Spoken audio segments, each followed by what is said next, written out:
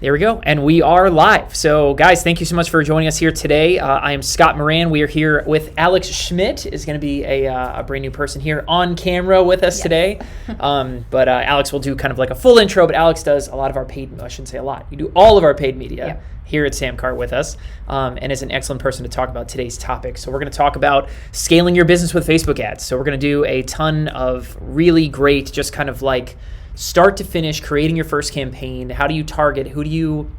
What's your conversion goals? You know, like just all of these kind of specific things that you guys need to go and create and do your first Facebook ads in no time at all. So anyway, all of that stuff is going to be covered live right here today.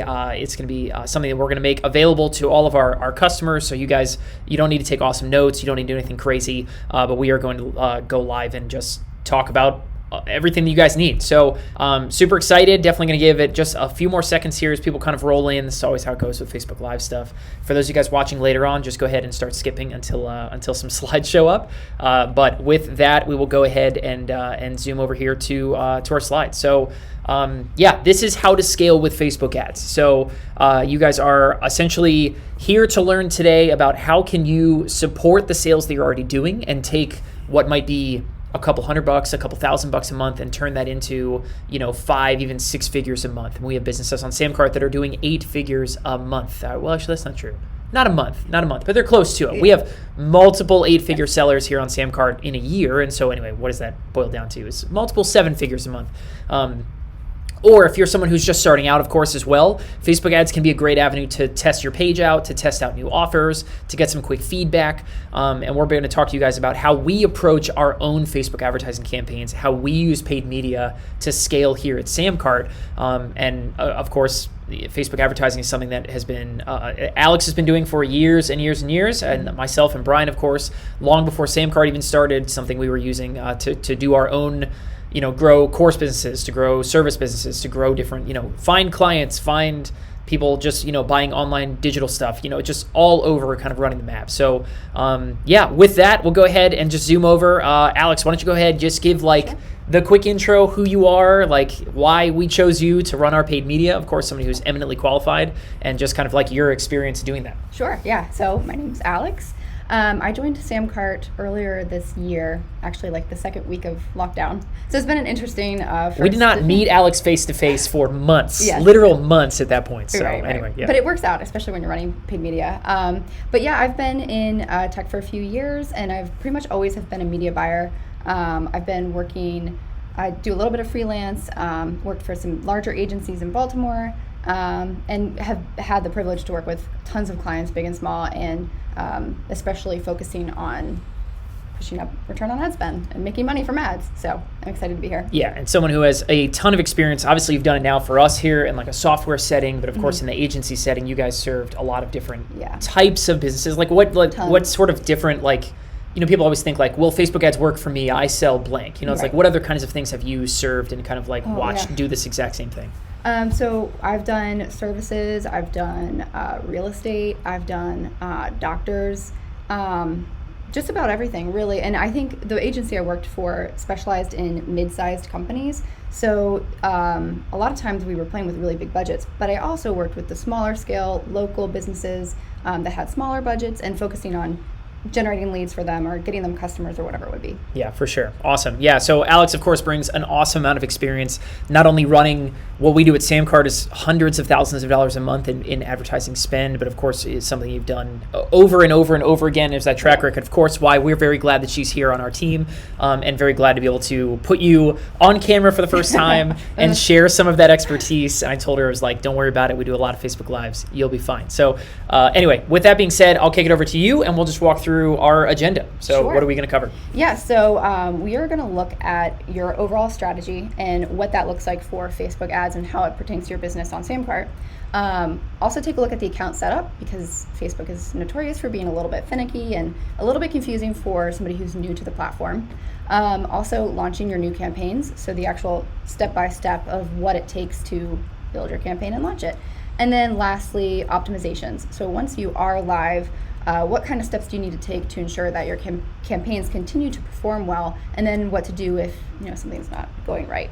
And then we'll go which into it. happens Yes, at any level that happens. And so we're going to talk about a lot of kind of like what dictates success. You know what I mean? What at what benchmarks should you be kind of like looking to do tweaks, and then when should you step on the gas? Like we'll cover a lot of those kind of things. So just as some quick housekeeping stuff, kind of before we get too far in, you guys feel free to drop questions down below. We have one of our senior customer service, customer success managers, a CSM. There is what I wanted to say. Down there is Chris Sheben, is a great guy, an expert to talk to, does a ton of our onboarding, a ton of work with SamCart sellers to help them maximize what they're doing. So if you have questions down there, we also created what you're seeing here on the screen is the Facebook Ads Launch Checklist. So handpicked and created by Alex, curated so that you guys can, anytime you go through and create your own advertising campaign, that you have literal just a checklist to go through. It's going to sum up everything that we're going to talk about on the call. So don't worry about taking like super good notes, but you can download that. If you're watching live here right now on Facebook, we're going to drop a link in the comments, and I think Chris is going to get that done, or maybe Nate might be able to get that done. Down below, if you're watching this as a recording later on, I'm sure there's going to be a link to download this somewhere above, below, side by side, somewhere around the video. It will be there to download as well. So definitely follow along here with us, but you're going to walk away with this checklist. We want you guys to have this so that anytime you go create your own campaigns, that it's going to be something that's going to be super valuable for you guys as you repeat this process. So let's get started. So we'll dive in. First thing first, a glossary of terms, some really important ones to hit on. The first one being CPM. So define it. CPM is your cost per 1,000 impressions. And this is a unit of measurement for costs, essentially, especially with media like Facebook. You're going to look at your cost per 1,000 impressions over other metrics like your cost per click, although you will look at your cost per click, which is the next one on the glossary, which is very simply your cost per click. Varying industries have different averages of what you would want to hit. The important thing is for your business, you want to track what those are, and then over time, see how they're changing and fluctuating with different things in the market. Definitely. And I'll stop you on impressions really quick, because I know this is one someone's going to ask, right? Is what is an impression? I think everybody understands what's a click, right? Someone sees your ad, they click on it, that's a click, done. What is an impression? How is that different than a click? An impression is when someone sees your ad. So it's very simple. If someone sees your ad, that's an impression. And that's why they're measured in the thousands, because you can get a lot of impressions and it might not cost you thousands of dollars, but the volume is there. And a really big thing to see is someone, obviously Facebook has no idea where your eyes are. You know what I mean? Like if an impression could be someone scrolls right past your ad. That technically is an impression. And so a lot of times people will come to us and they'll say like, I'm getting thousands of impressions, but no sales. What happens? And I'm like, well, how many times did it get clicked on? And it's like once, you know what I mean? It's like that kind of thing. So an impression is like, they measure them in the thousands, like you were saying, because it can happen. A successful ad could have tens of millions of impressions. You know what I mean? So anyway, it's just something to be aware of. An impression is just when your ad gets shown on the screen. Doesn't mean someone's looking at it. Doesn't mean someone engaged with it. Okay, cool. So the next one is CTR, click-through rate. Yep, click-through rate. So that is your measure of clicks out of your impressions. So again, this varies by industry. I think we aim to have like a 2% click-through rate is pretty good, especially on Facebook. Certainly could go higher depending on your targeting preferences that you have set for a campaign. But this is another one that you would want to measure based on your click-through rate, and its performance is indicative of different issues or things that are going well for your campaign. So want to keep an eye on for sure. I think one of the things that you said earlier that I think is super awesome is basically your click-through rate is kind of just like a piece of feedback about how good is what you're saying matched with who you're showing it to. So a click-through rate is like, if you have that 2% click-through rate, that's basically what you're saying is, 1 out of 50 people who come and see your ad are actually clicking and engaging with it. It means you're doing something right. So it's like the whole job of an ad, and people, I know a lot of people overcomplicate this, is the whole job of an ad is just to get clicked on. The ad's job is not to sell your offer. It's not to close new clients. It's not to, convince people to join your webinar or something like that, right? But it is just to get clicks. And so a strong click-through rate, something well above 1, right? Ideally, you're looking for something like 2% or higher. You're doing something really right, like Alex said. But if your click-through rate is low, that basically just means probably what? That your ad copy not up to snuff? Yeah, so it's a mismatch of audience and ad copy or ad creative. So, you might want to readdress your creative or your copy that you have on the ad, or you might want to narrow in on your audience a little bit more. Right. So, yeah. Awesome. Yeah. Really, really good. Okay, cool. So this is the next one. It's called CBO. This is a relatively new thing in Facebook. Not super new, but relatively new. We'll talk about budget optimization. Yeah. So Facebook performs the best when you give it the most control. And so CBO is giving Facebook the okay to move your budget around within ad sets to give you the best results. So you can still set budgets at the ad set level, but it's really best to just leave it open. And if Facebook says that this ad set is going to outperform all of your other ones combined, let it run, let it spend the money there. So, and it also, beyond budgets, it also will push creatives forward that are performing the best or that are anticipated to perform better than the others. So it's a really helpful tool. We'll talk about this a few different times, but basically Facebook algorithm runs, what percentage of Facebook ads platform is just run by their algorithm?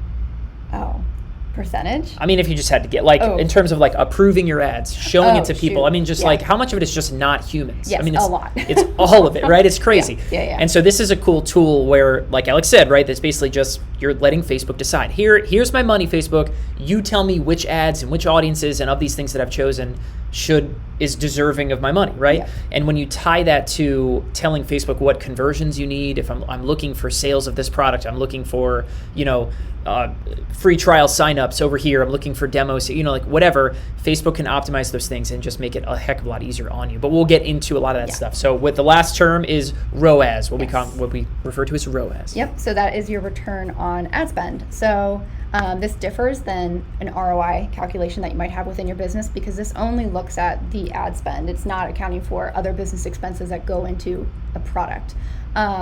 And on Facebook, we use ROAS to track the success of our overall campaign. Sometimes our CPM or CPC or click-through rates are, I don't want to say they're all over the place, but when it boils down to it, we just want to make sure we're making money on our campaigns. And if that means paying for a higher CPM, then okay. If we're going to make more money than we're spending, it's totally good. A good ROAS is dependent on your business. So if let's say you on average refund 20% of your purchases after the fact, you'll want a ROAS of 1.2 so that you can cover your advertising costs and then some, just to add that little bit of a buffer. Yeah, definitely. And so ROAS is one of those things that it will vary widely day by day, especially, even us spending as much as we're spending every single day. Return on ad spend is not like this set in stone cement kind of number. Otherwise, people like you wouldn't need a job. It's your job is to make sure that those things over the long run, look good. But yeah, essentially return on ad spend, and we'll talk more about this. But essentially the idea is we want you guys not focused necessarily on day one profitability. Okay, I don't want everyone thinking and with the expectation, I'm going to go to Facebook, I'm going to give them $100 or $1,000, and they're going to give me $2,000. That is unicorn stuff. Okay, that is not a long-term strategy, and we'll get into a lot of that kind of is that a fact or fiction? When people are showing you these 800% return on ad spends, is that real? Are they essentially, is it misleading? Is it there's a lot of kind of aspects there, which we'll get into that. But we want everyone going in thinking, and we'll talk more about we'll do a calculation that we call CAC to LTV. That's going to help you guys understand, okay, how can I look at ads, like Alex said, look at them as an investment, and I'm going to invest money today for the opportunity to make more in the long run. But Facebook ads is rocket fuel for a business, okay? So we are going to teach you guys how can we make sure that you're spending money that makes sense, right? I don't want someone to spend $1,000 you don't have. If you can't lose $1,000, then okay, let's find better ways to spend Facebook ad money right now. But also targeting realistic return on ad spends and thinking long term is how it's going to become rocket fuel to your business rather than a failed experiment. So cool. Anyway, with that, let's get in. We're going to talk about strategy, just a couple of kind of high level ideas, right? I mean, these are kind of what's your approach to Facebook ads? What are you expecting when you walk in? And 4 things that Alex wanted to just touch on really quick. Yeah, and this is carryover from my agency experience. Before we would even approach a client with anything, we would think through our strategy, and it feels redundant at times, but it's really important to think through exactly what you're trying to achieve. So what are your goals from the campaign? And that doesn't always mean oh, I want more sales, or oh, I want this. Identify the number the number of sales you want. I want to have 5 sales in my first week of running Facebook ads. It gives you something to work towards, and then once you are running, you'll be able to quickly recalibrate if that is feasible or if you need to make changes early on. The next thing is, who's your target audience? So as a business owner, you probably have a pretty good idea of who your audience is, and it's time to hit Facebook, do some research, find out really what those people look like in the internet world. Are 50% stay-at-home moms, or are they entrepreneurs, or do they go golfing on the weekend? These are things that are important to know, and depending on your business, it would be really helpful to just have that profile of what a person looks like that would purchase your products. Yeah, definitely. And on that note, like the audience thing, one of the biggest mistakes that I always see is people don't take that seriously enough, and I don't think they dive in deep enough. Who is your target audience doesn't mean, okay, it's females and they live in the United States and they are, like between 20 and 40. That is unbelievably way too surfacey. The avatar kind of practice where you go out there and I want to pick a perfect customer. I want to name them, you know what I mean? We're going to give them a fake name, and I want to, what are they reading, right? Where do they spend their time? Where are they getting their news? Where are they, where else are they shopping right now? You build these things out and dive into that, you know what I mean? Because it will help pay humongous dividends down the road as you not only go in there and tell Facebook who to send your ads to, but also use Facebook's other tools that will help you find more people like your perfect customer. You know what I mean? Facebook has tools to help you kind of dictate who your audience is for you. And anyway, getting into those things when you do the work up front, when you have kind of that perfect target audience, up front right away, and it will pay dividends down the road. So anyway, with that. And one more note on the target audience. If you know who you're talking to, it's a lot easier to create your creative, and you're not thinking broad, you're just thinking of this one subset of people, and it can help that whole process. So the next thing is take a look at what your competitors are doing. This is really helpful. Depending on what your competitors, whether they're local or national, or maybe they're not direct one-to-one competitors, but they have a similar type of business model to you, it's helpful for you to maybe take some ideas from them. If they're doing it successfully for years and they've continued to invest in Facebook ads, you could absolutely learn from something. We'll show you at the end of the slide how you can, or at the end of the presentation, how you can actually do a little bit of spying in a nice way. And then how much are you willing to spend to acquire a customer? So this is probably the most the most important thing when you're building your strategy is to do the math to find out what your break-even number is for a customer. If you're selling something for $100 and it takes you $100 to make, you kind of want to make that back. But maybe that one person who came in for $100 will spend $300 in their lifetime with you as a customer. You can lower that threshold and you can say I guess you would make it higher. Yeah. Probably. Higher. Yeah. You'd be willing to spend more. Yes, you'd be willing to spend more. I was thinking lower your ROAS. But you'd be willing to spend more on that customer because, long term they have a little bit more value to you. Yeah, and so we'll get into more of that in that kind of CAC to LTV conversation that kind of comes at the end. But yeah, essentially the expectation I want everybody going into is when you run a Facebook ad campaign, you are essentially going out and you're trying to find out, what does it take for me to bring a customer in my front door, okay? After you get that number down, okay, then there's all this other conversation you can have. You can do so many other things. There's other levers you can pull. There's features in SamCart you can do to make that number bigger and better. But anyway, we will talk at the very end of this. We'll talk about, okay, now that you understand functionally how I'm going to go in there and create my campaign, how are you going to use the right bidding strategies, use the right audience, all that stuff. We're going to talk about, okay, now it's strategy time. Now it's time to put your business owner hat on and to essentially do the math and figure out what are the same calculations that you wake up and do every morning for us as an organization that dictate whether we're going to spend double what we spent yesterday, whether we're going to have to pull back a little bit because it's not quite there. But that's essentially what I want you thinking. You're going to go to Facebook, you're paying for data, right? You're paying for, okay, how well is this going to work? How well is it going to convert visitors into customers? And then after you have that information, then it's time to get to work. Then it's time to, okay, can I make my offer better? Should I split test my price? Should I, be better about my sales page needs to convert higher? Do I need to add in, order bumps and upsells to do those kind of things? That's when you start doing the business owner tweaking. But anyway, that's how we want you guys thinking about that. So with that, we are on to creating your first campaign. Yes, your account structure. So before we dive in too much, it's important to understand the world that is Facebook ads and how everything relates to one another. So at your campaign level, which is the top of the tree, that's where you set your objective and your overall budget. We'll go into objectives in a little bit, but this is where you would also set your campaign budget optimization and let Facebook do a lot of the heavy lifting. The next level, so within the campaign, you have your ad sets, and that's where you will identify your audience, your placements, what that conversion window looks like, the conversion pixel that you'll choose, and like also the conversion action.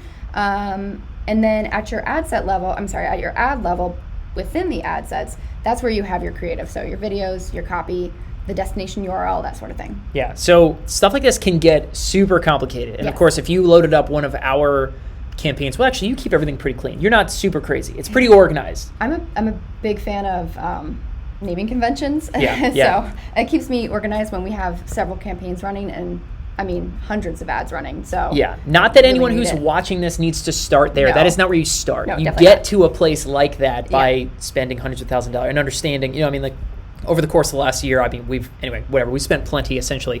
But you would not find like 18 different campaigns and every single one of those campaigns has 20 ad sets and every one of those ad sets has 17 ads. It can multiply exponentially. What I want you guys thinking about is, okay, cool, all right, so the first thing you're going to do, create a campaign. You're going to pick an objective. We'll talk about that in a second, right? Then I'm going to have an ad set, and maybe at the ad set level, that's where you kind of, the biggest differentiator with ad sets is like you would have one audience we want to target here in one ad set, and the second one's gonna be another one. So maybe the first ad set you create is like people who have visited our website, right. And so the second one might be like people who look like our customers, and exactly. you kind of go on from there. Exactly. And each one of those ad sets has essentially identical ads. They could have identical ads. They might be a little different. They might be a little Sure, bit different based on your audience. But for your first campaign, definitely have more than one ad set, but don't feel like you have to get every single possible audience out there, and try to keep it really, really clean. So avoid grouping or consolidating too many audiences at first. I find that by separating them out, you get a better feel for what performs better for what audiences, which is data you would lose if you just grouped them all together. So. Yeah. And again, we'll get into more of this kind of stuff. You guys don't need to I'm sure you might have like a head exploding moment. We're going to keep it very simple. We are literally going to tell you guys, listen, this is what we would choose. This is the objective you need to choose, right? Here's how to pick your budget. Here's we will get right into that coming up here in literally seconds from now. So right. Cool. All right. So creating your very first campaign, right? We talked about at the campaign level, the first thing you do is pick a campaign objective. Yeah. Facebook offers way too many objectives. Yes. At every step of the equation here, I feel like Facebook has done nothing but just offer more options, more right. buttons for people to click on. And this screenshot is an exact reason for that. Here are all the different objectives you can reach: brand awareness, reach, traffic, engagement, app installs, video views, conversions, store traffic. These things all sound so familiar to each other. Not familiar. They sound so similar to each other. Yeah. How do you possibly differentiate between these things, and what would you have people watching do? Yeah. So this is the first screen. If you're doing the guided setup for your first campaign on Facebook, this is what you hit first. And I see what you mean. Lead generation and conversions could mean the same thing in some worlds. And traffic versus store traffic, those sound so similar. It's how are those different? But anyway. For most of our SamCart sellers, the pretty much only objective you will need is the conversions objective, because Facebook does a really good job at finding your purchasers. And unless you have a more complicated and a more networked type of campaign and account structure, that's really the only one you need to focus on for now. Cool. So at the campaign level, you guys are going to choose conversions. We will talk about this again in just a little bit, but essentially what you're going to do is you will then create a conversion for each thing that you want to happen. So if you're promoting a webinar, the first conversion you should probably make is someone registering to watch your webinar. That's one conversion. And then on the back end, you'd create a different conversion. That's for when someone purchases your offer, And then if you have, in SamCart can track, and we'll get to this in a little bit, right? SamCart can track every dollar someone spends with you. So you would have one conversion for your main product, one conversion for your order bump, one conversion for that product you're offering as an upsell, and Facebook can literally say, okay, this, and this happened. Someone bought, this product and the upsell, tell Facebook. Someone registered for the webinar, did this, whatever. Anyway, conversions are events that you want to track, and you will be able to create as many of those as you need for whatever fits your business. Maybe for you, it's literally just someone downloading a lead magnet, someone just submitting a form, putting in their email address, and that's a conversion. And you want Facebook to know, I spent $10 and one of these conversions happened, and then Facebook will optimize for them and send you more of those things. But anyway, we'll get into that. But that's basically step one of a campaign. Right. Choose your objective. We are telling you guys to use conversions, and then we'll help you set those things up. Yeah. I mean, truly, out of all of these options, conversions gives you the most flexibility. If you chose video views, that locks you into video views forever and always for that campaign, and you'll never be able to, pivot and do something else with it if it's performing really well, but you just want to switch your conversion action. So definitely go for conversions. Yep, conversions, cool, awesome. All right, step number 2 is budget optimization. Yeah, so this is also set at the campaign level, and when you do budget optimization, you get the choice of, there's probably like 4 or 5 different bidding strategies that you can choose for your first campaign. Don't do manual. Let Facebook handle it. I mean, they will go after the highest value for the lowest cost, and that is what a human could only hope to achieve. So definitely go for that one. I wouldn't even recommend anything else, even though they're tempting. So it almost sounds too good to be true in that we're literally going to say like, okay, listen, daily, I want to spend $100 a day. Maybe you want to say, I want to spend $10 a day. You want to spend $1,000. Wherever you're at with kind of what you're doing, go in there, campaign budget optimization, hit it on, and that's it. Away. Hands off. Yeah, walk away.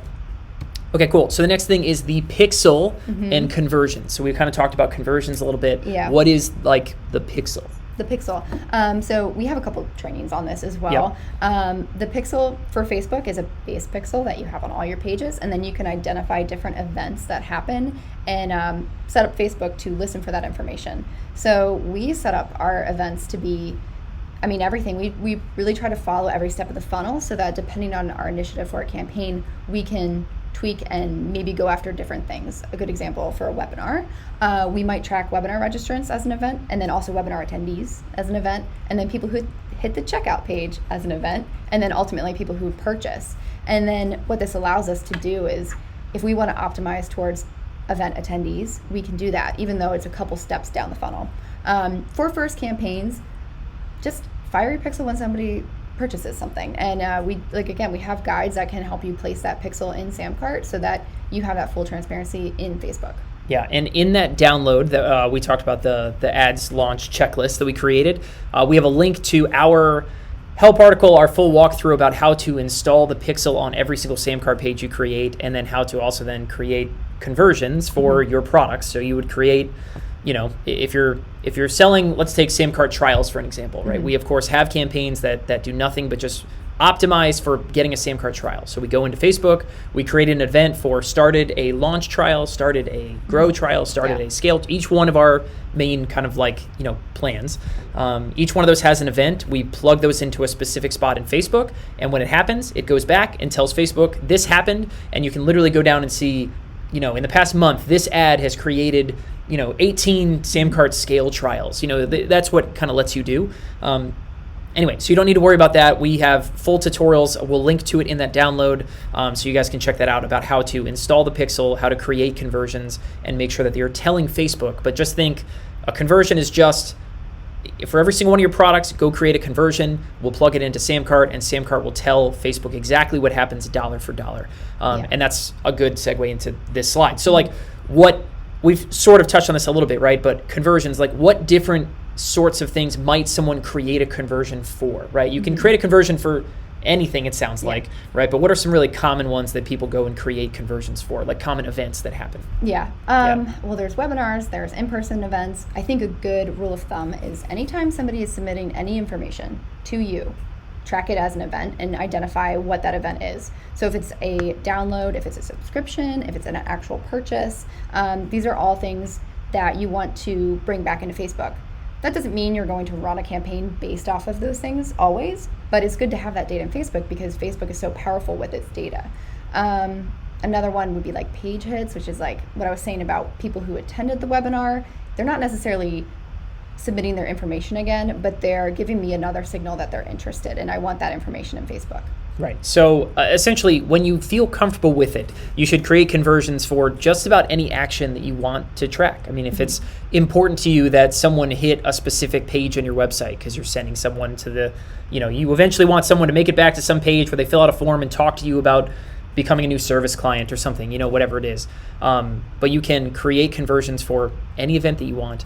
And then this is, at the bottom is kind of one of the really cool aspects of SamCart. Because we are an e-commerce platform, like that's all we do, is basically you can create, and we have tutorials to help you do it, but basically you can say and create conversion events for absolutely any product someone might buy for you, right? So instead of only being able to fire a conversion pixel when someone places an order, you can fire specific conversion pixels if someone purchased your offer and an upsell and, one or two order bumps, so you get to assign those a dollar value, and I can say, look, listen, like because someone came in, they bought this, and they added the upsell, I tell Facebook that $57 worth of orders came in, and Facebook will, assign it to a specific ad. The power of it is, the really cool part is you get to see and go down through your ad campaign and say, this ad spent $10 and created a $57 sale. Like clearly something about that is working right. So why not, then Facebook will know to then optimize and, hey, maybe spend some more money over here because this audience is doing well, or this ad is creating buyers, those kind of things. But because you have that power inside of SamCart, is that you can track every single dollar that is made back to exactly which Facebook ad created it. And so like I would have killed for that in like 2011. You know what I mean? Like when I first started touching Facebook advertising, like I would have absolutely destroyed to be able to like track those kinds of things. So Facebook just has so many cool tools. And then in the box over there, it says, and the more an event occurs, the better Facebook can optimize for it. Why don't you explain that? Yeah, so this is also why one of the first things you should do is place your pixels and identify some events.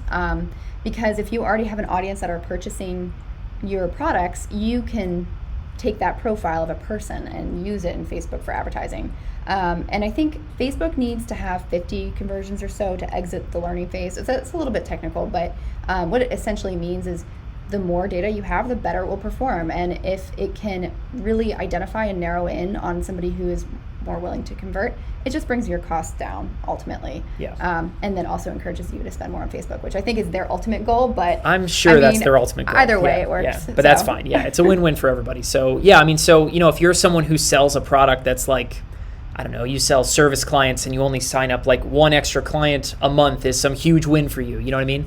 Then maybe you need to figure out a different conversion event that isn't a purchase, because that purchase is happening so rarely that Facebook doesn't get a good feel for who's buying and the ability to bring you more people like that. Maybe you need to focus on a conversion that's more like, I don't know, like people sign up for like a consulting call that you hop on the phone and, then you close your clients. It's like, but if that's happening multiple times a week, a dozen times a week or something, then that event would have a better chance, it's happening more often, of Facebook bringing you more people like that, optimizing for it, right? If that makes sense. So, cool.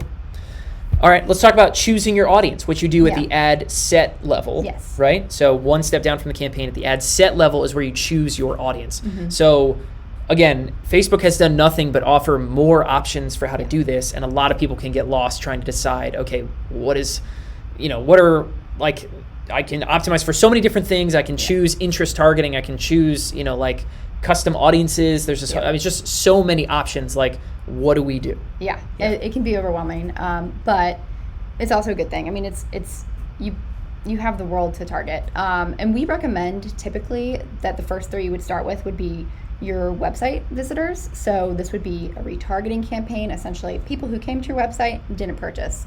They're really a hot audience and would be, we would be willing, for our own business, we would be willing to pay a little bit more for those users because we know they're interested already. So they just needed that little nudge to purchase. The next one would be a customer lookalike. So you can upload lists into Facebook if you haven't had that data populate yet from a pixel, and Facebook can use that audience to create a lookalike. It's all managed in the audiences tab in your Facebook Ads Manager, and it's really simple, and it will even give you like a estimate of how many people would fall into that audience.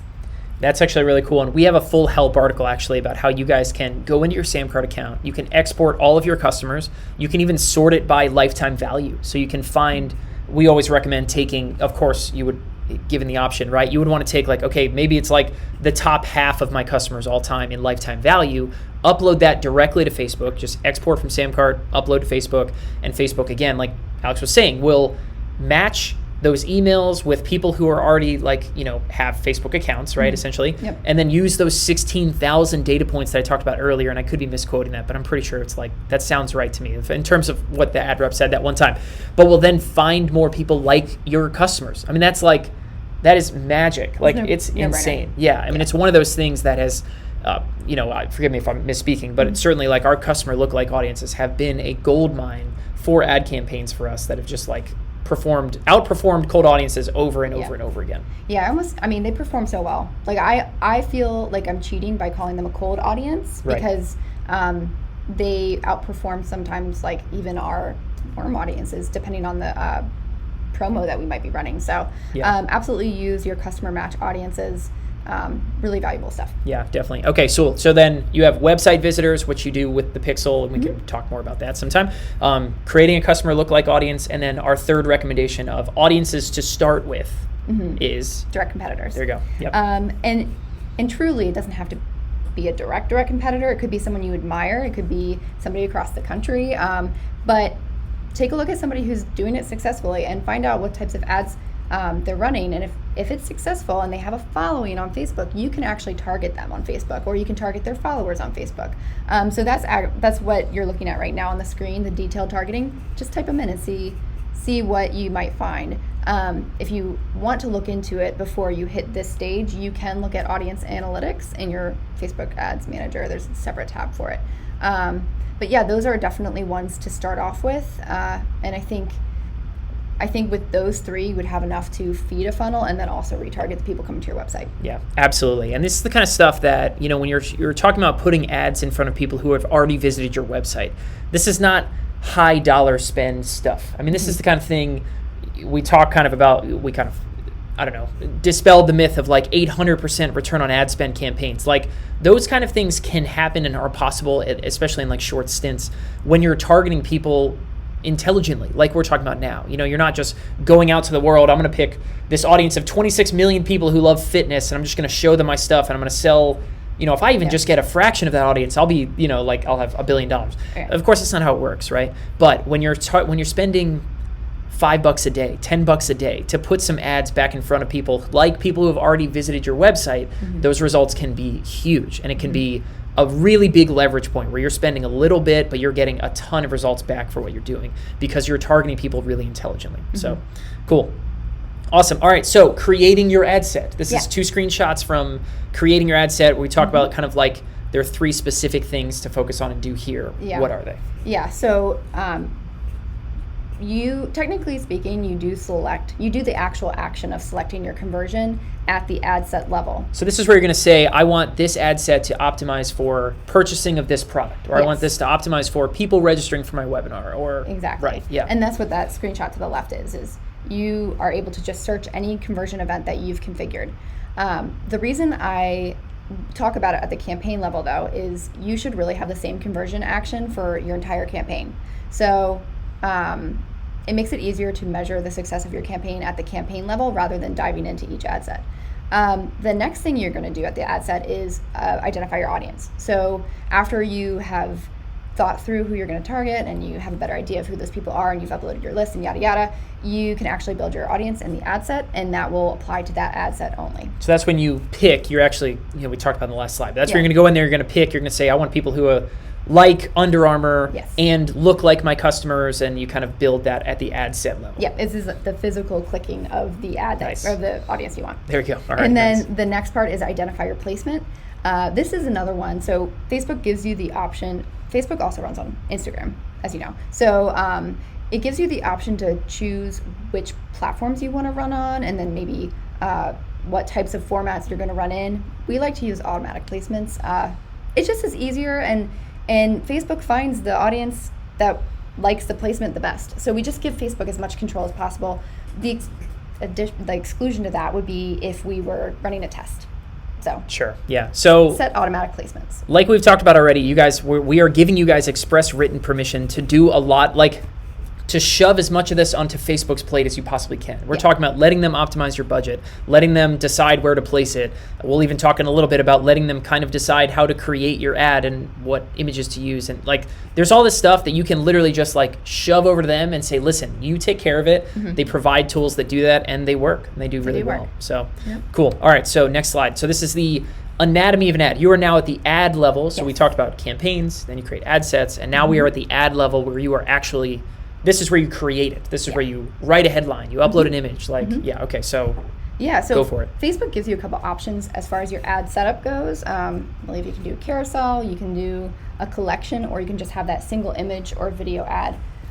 We have tested all of them. My preference is the single image or video ad.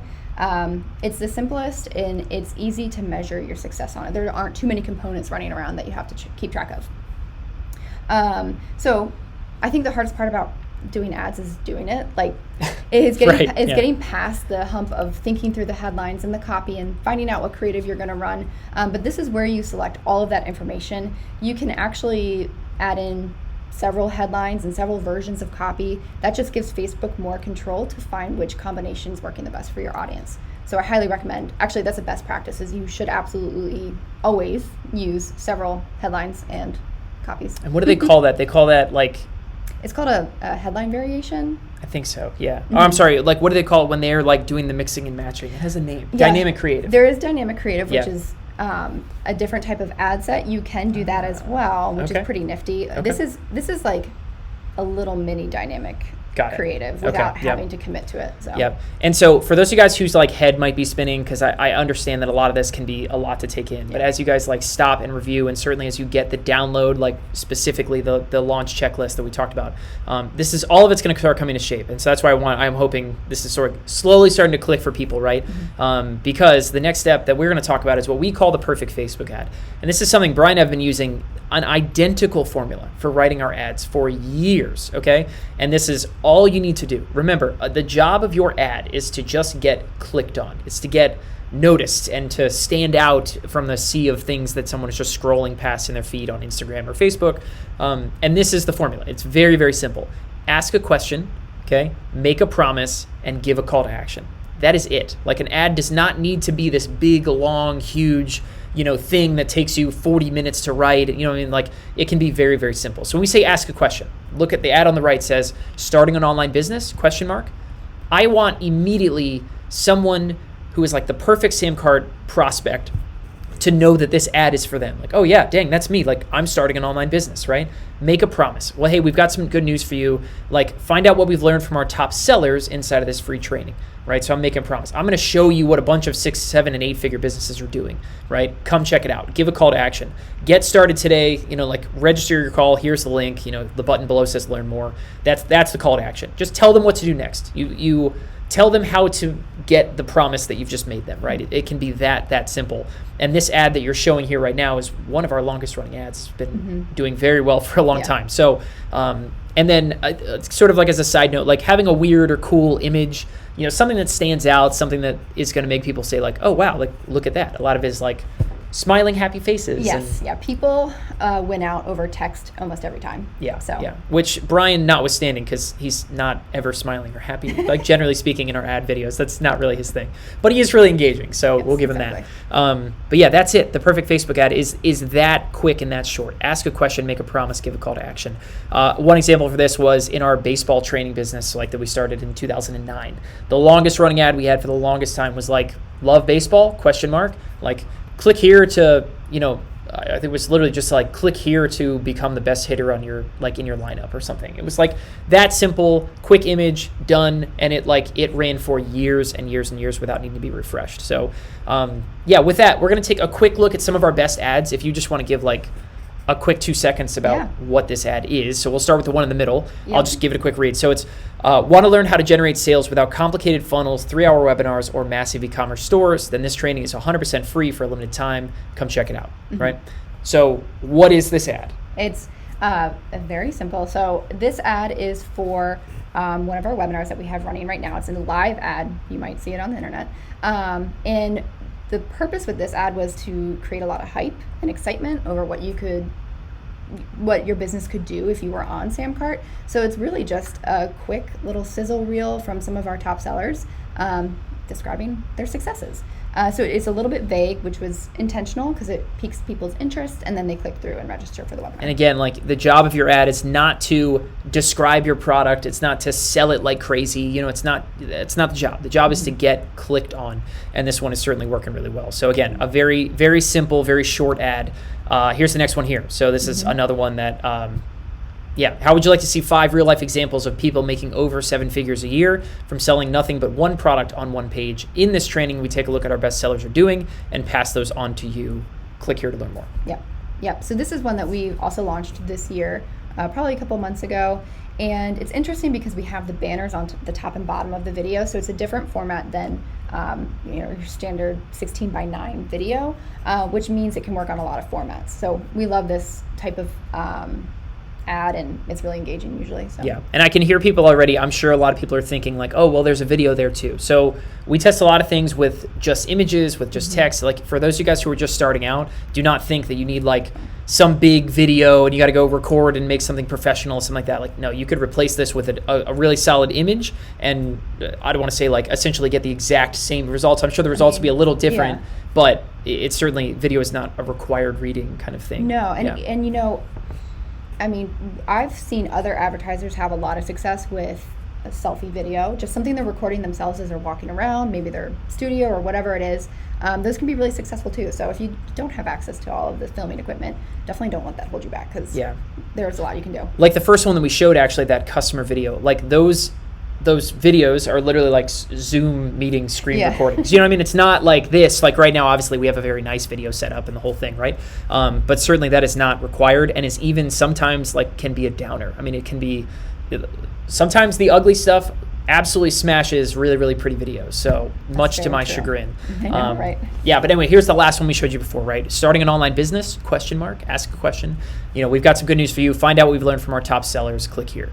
That quick. I mean, this is a very, very, very simple ad, and it's been running for a long time. So that 3-part thing for writing and creating ads, I mean, it is universal. We have seen this work over and over and over again. All kinds of different top sellers that we've talked to and that we help with, this exact format. That it is unbeatable. I almost dare someone to go out there and test out the 3-part Facebook ad versus whatever complicated thing you might have tried out in the past, and I can almost guarantee you that ours is going to get clicked on a heck of a lot more than anything else. Cool. So last step is optimization and maintenance. So basically now we're talking about your ad is out there, it's in the world. How do we judge success, and how do we make changes if need be? Like what are you doing every day as you're kind of combing through all of our ads to optimize and maintain, keep the shelf life going, keep things from getting stale? Like what are your biggest tips for that part of the job? So CBO and Facebook's algorithm solves a lot for you. So that's number one on optimization, is let the system run, let the process do its thing. But then the second thing is you can do manual optimizations, which I do. And that is so that if I've noticed a pattern early on, whether it's a ton of impressions and no clicks, I can quickly nip it in the bud and make sure that ad gets pulled from market, so that the other ads have a chance to get put into the algorithm. Facebook isn't perfect as perfect as it is, but sometimes we do have to work the campaigns so that you can have all of your ads have airtime. Right. So let's talk about that for a second. If you saw an ad that has a ton of impressions and no clicks, right? Something has 100,000 impressions and has been clicked on one time, right? Obviously, that would fall way below that target, click-through rate. We're talking 2%, like way, way off the mark, right? Yeah. So like, what does that mean to you? Like, what does that signal to you? Obviously, you just said the goal is to then remove it and stop that ad and let Facebook do its thing. Yeah. But like, why remove that ad? What does it say to you? It says that this ad is not performing. So it could be a copy and creative mismatch with your audience. So, maybe it's just reworking the ad. What I prefer to do when I am making optimizations is I will duplicate that ad, make my changes, and then pause the old one.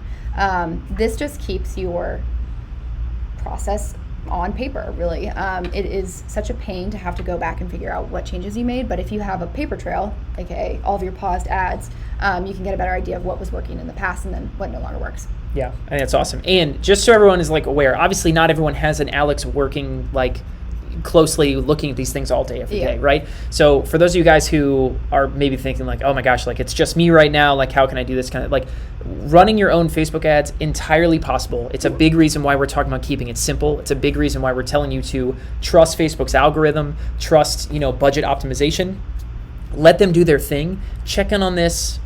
I mean, we used to do these kind of things in minutes a day. I mean, essentially, yeah. Not that your job is minutes a day. No, Certainly no. what Alex does is impressive and is wonderful, and that's It's okay. beside the point. But for It's- someone who doesn't have a you. Yeah. I would say a 30-minute commitment a day is what you would need. Setup is going to take a little bit more. Yeah. And then anytime you need to refresh your creative. So that's another thing. If we see our frequency, which is how many times the ad is getting served to an individual, go up, that's a signal to us that we need to refresh our creative. And so that takes a lot of time as well, Right. Which is well worth the investment ultimately because it will turn our campaigns around. The other thing to be wary of too is your spend limits. So it's really tempting to turn something off right away if it hasn't performed, but you really do need to let it spend a little bit. And we have a rule of thumb, which is 3 times your break-even number on a purchase. So if you need to sell something and you can't pay more than $300 to sell it, your testing budget should be about $900 for that particular product, which it feels like a lot, but in reality, Right. it is money well spent when you're learning so much about your audience and what's working. Yeah, absolutely. And for anyone who's just starting using Facebook ads, again, what you're doing is you are going out into the market and paying for data. You are finding out what does it take, what is it going to cost me to bring a customer in the door? And then you start doing math that, again, we're going to touch on, I think, on the next slide. But anyway, so back to optimization and maintenance. You had 2 more. Yep. Yeah. So the other thing I like to do is monitor comments on our social media feed.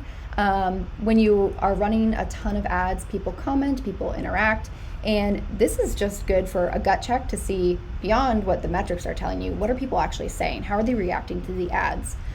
It's also good because if a page goes down or if a link isn't working, they'll let you know. So Right. It's really helpful to have.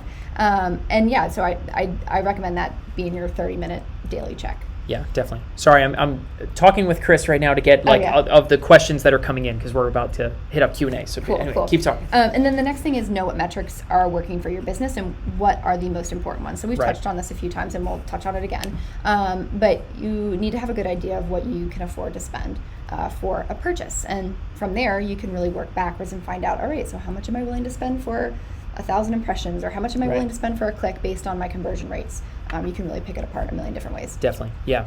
Awesome. Well, that was wonderful. I think I was going to say how many more. I think we have like 2 more slides here. Okay, cool. Yeah. So we'll run through these kinds like pretty quick because we're coming to the top of the hour here and we want to make sure we get to some questions as well. So just some resources for you guys to be aware of. The first one is called the ad library. And so if you just Google Facebook ad library, again, I'm going to talk about it a lot, but in the download that we talk about, have mentioned many times here, there is links to some resources. This is one of them. But basically this allows you to go in there and search any Facebook page. And if that page is currently running ads, you can literally see all of them. So pretty dang cool thing we talked about taking a look at your competitors and seeing what they're doing. Go find, you're not necessarily going to be able to get like really good information about like which one's bringing in the most sales. No, you won't be able to see that. you can watch hints and clues, ads that have been running for a really long time, ads that have just racked up like hundreds and thousands of like likes and comments and shares.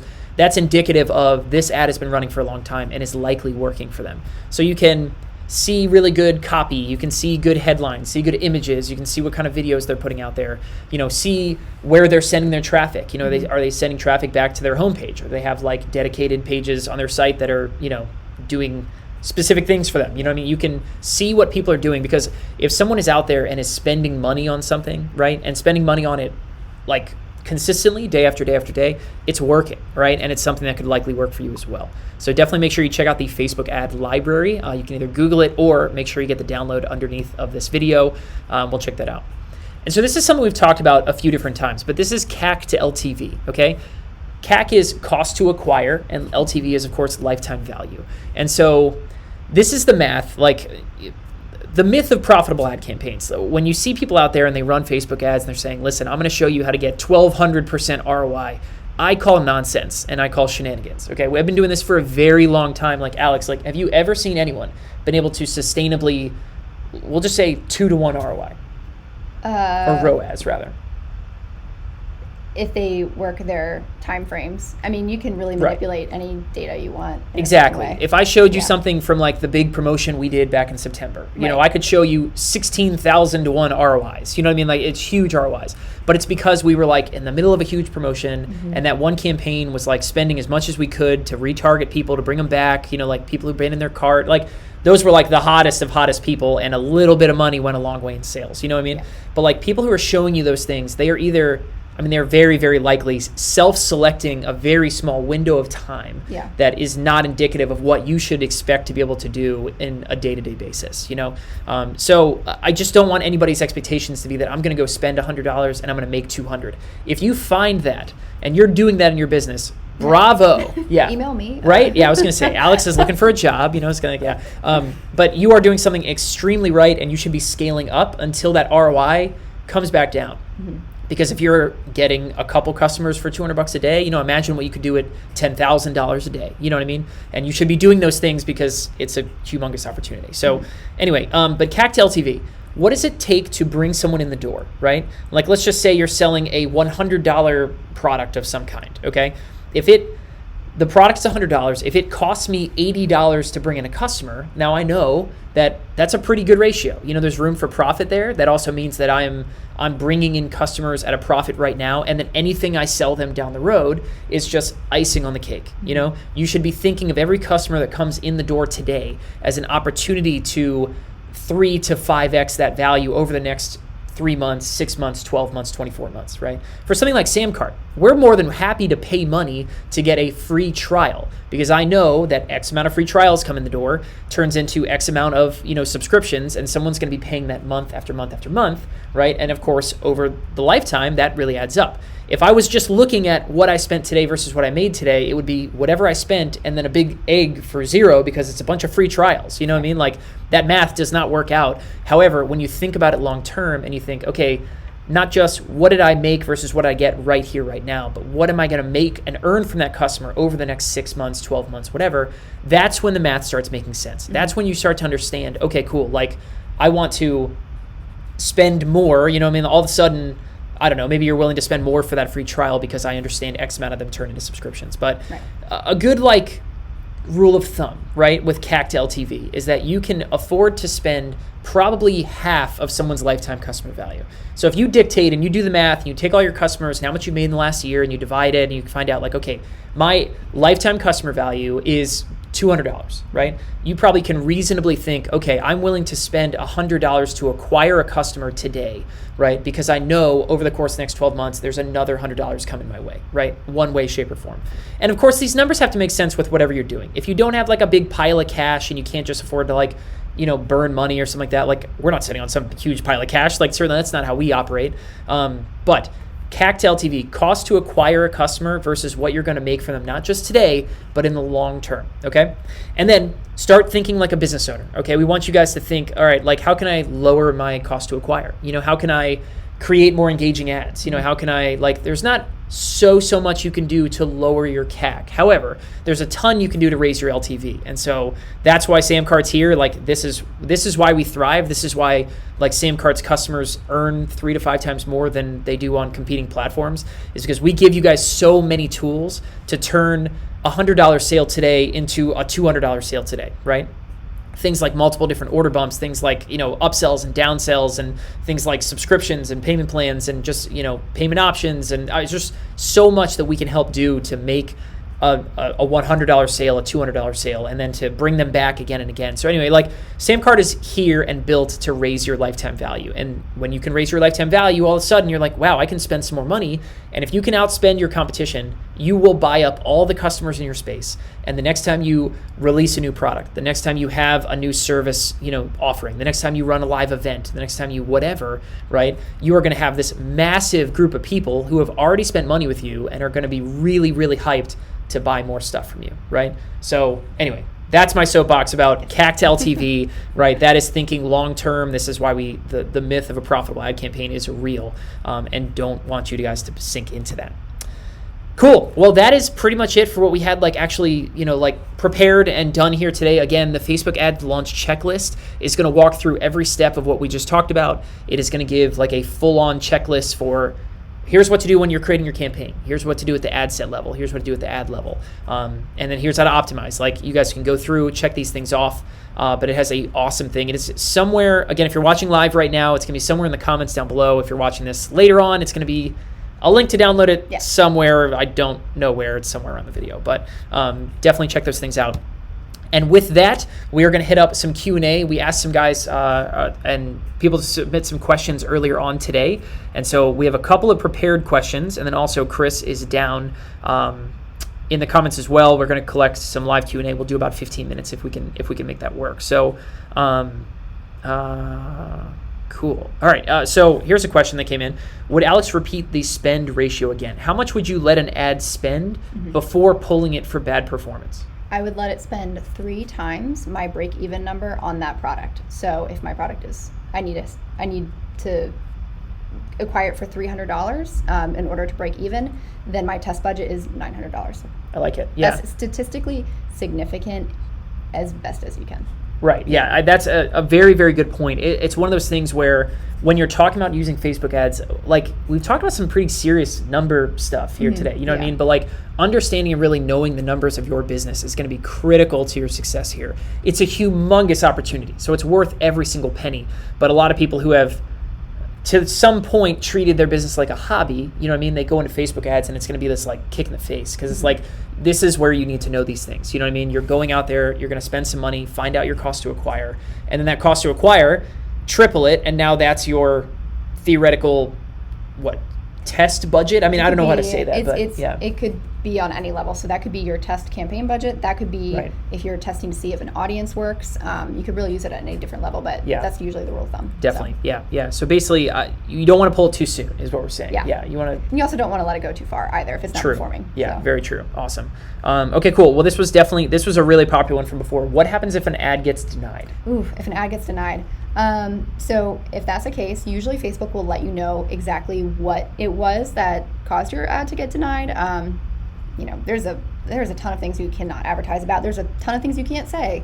You can't show the Facebook interface in any of your video ads, things like that. So look at the denial email, find out what it is, make the change, and then re-upload or duplicate your ad with the changes, and then they'll go back under review. Yeah, and I cannot recommend this enough, is going and reading Facebook's guidelines. Yeah, read the policies before. Yeah, they actually, it's funny, like it's one of those things that kind of has a bad rap and everybody kind of just like, I don't know. I see a lot of speculation out there about like Facebook just hates ads from XYZ, right? And a lot of those things are just false assumptions. And Facebook actually has really in-depth ad policies where you can go in there and they will explicitly lay out like you can advertise for this. You cannot say this though. You can, like, I don't know, things like CBD products is like a big one right now for whatever reason. It's like, it's not that you can't advertise at all. There are just certain things in there that like you can't say. And anyway, and that goes for a number of different kind of like verticals. It's not just CBD stuff. So it is a bot that is reviewing your ads. Good point. If something's been denied and you can't find out why, and you really feel like it shouldn't have been denied, you can resubmit it for approval. Yeah, there's a manual review process, right? I think that's the button. I think it says like manual review. Yeah, you can just resubmit it, Yeah, okay, so And so then what happens is now it goes past the bot and gets to an actual person, and that person might say like, oh yeah, no, the bot just like messed up here, right? The algorithm is wrong, like this should be fine, and you'll be off and running. So, but yeah, that's a good one. Cool. How big should my audience be in general? Yeah, so minimum audience size, if it's a customer audience, just do the best you can. The minimum's 100. But if you're doing other targeting, aim for like 500,000 people in your audience is probably pretty good. Cool. When you're building it in the ad set, Facebook will actually give you a little dial and it will show you, oh, your audience is defined, you're good to go, or it'll let you know it's too broad. Yeah, and it's got like red on either side, right? I was going to say I'm not in there too much in case you guys can't tell, but on the other side, like how big is too big? I'm not sure about that. I would say the world. The world would be too big. 6 billion is too large. Yeah, we tend to cap our audiences at like 2.5 is the max I would probably go. Billion? Yeah, million. Million, okay, with an M, That was with an M, everyone. Million, But sometimes Facebook does a really good job of finding people, so I'm not too afraid of an audience that's too large. And a lot of these questions, it's really important to remember that when we're talking about what we are talking about with letting Facebook kind of decide, like, listen, optimize for these conversions. It doesn't matter the audience size. You know, it's like when you start getting people to buy your product or getting people to register for your webinar or submit a form to talk to you about a service, you know, it's like now all of a sudden the audience isn't that big of a deal. It's Facebook's job to then go find more people like that and bring them to you, right? Which is ludicrous. That sounds so cool, and it is pretty much that cool. So anyway, that's, things like audience sizes being too big or too small, honestly, is like not a humongous issue anymore. Yeah, and I think too, the most important thing is make sure your audience is the full-on narrowed-in version of what your audience should be. So I think we spoke to it earlier. Don't just target women in Maryland. Target women in Maryland who are in marketing and drive a Honda CR-V. I just gave my whole profile, but that's Alex. If you want to put something in front of Alex, that's it. That's the one. Make sure that you're as defined as possible, and then you should be good. And loves home improvement. Loves home improvement. Yeah, we've bonded on plenty of home improvement projects. All right, so here's another question that came on live, right, is when you switch creative, when the frequency goes up, I know that comments and likes will disappear from certain ads. I have ads that have hundreds of likes, comments, shares, and all that stuff. Will all of those just go away? When you refresh your ad? When you refresh the ad. Yes. And it doesn't feel good to start from scratch, is basically the question, right? Yeah. So unavoidable? I think the exception to that, and I would have to double check on this, is if you reuse the video, but I'm pretty sure everything will wipe clean when you have a new ad, which it is a bummer because there's a lot of value in having people react and comment and whatnot. But if you need to refresh your ads because they're not performing anymore, then it's kind of okay. Yep. Another one we got a lot is, what do you do with negative comments? Negative comments. I read them all every day. And I'm so sorry. And that used to be my job. That was more or less what I did plenty of times. I decide, this is my personal opinion. Yeah. So I will decide if it's helpful to the conversation in the comments. So if it's something like, oh, I couldn't register, or, oh, I hated SamCart, I might even engage that user and be like, why? Can I put you in touch with our support staff? Oh, here's the link, come back anytime for the webinars on demand. And I think when you start to respond to people, they realize, oh, this isn't just some faceless person, this is an account, there are people here, and they tend to be a little bit nicer. If there is cursing or just, something really unacceptable, I will delete the comment. Yeah. My favorite stuff is just the blatantly political nonsense. That's my phone. It's like, and it's from all sides. It's just like, someone comes on this ad talking about like an e-commerce platform, and they just want to scream about the corruption in the political system. It's like, okay, you know what? I always tell Alex to liberally apply the ban hammer. So for you guys, if you're moderating comments on your Facebook ads, you can literally just ban people from your page. You can keep them from ever seeing any of your ads ever again. And I say apply that liberally. So I let all of you guys know, anyone out there, you guys have our express permission to make sure that you can just, people like that, if it's not productive, if it's not an opportunity, I think it's such a good point that a lot of those negative things can be opportunities for you guys to prove that you're really here to help people, that you have that there's resources to help out and stuff like that. That's a really, really good one. But also, if it goes too far, don't be afraid to pull the plug. That is totally fine and acceptable. Okay, so one of the questions earlier was like, how does SamCart help with my ads? And I think I kind of talked about it a little bit before, but SamCart, our whole job, really the reason that Brian and I built SamCart and it is what it is because we were exactly in your guys' shoes. We were product owners, product creators, we were running a ton in ads even at the time. And we really, really needed a way to not only sell products, right? But we knew that if we could do things like double the value of every customer, that would just completely change. That would take our ad campaigns from spending thousands to tens of thousands in a month. And all of a sudden our customer count would just grow like crazy. And every time that just is huge dollar signs down the road for every opportunity to sell more stuff. And so SamCart just has so many advantages to it because all we do is payments. All we do is the e-commerce side of your business.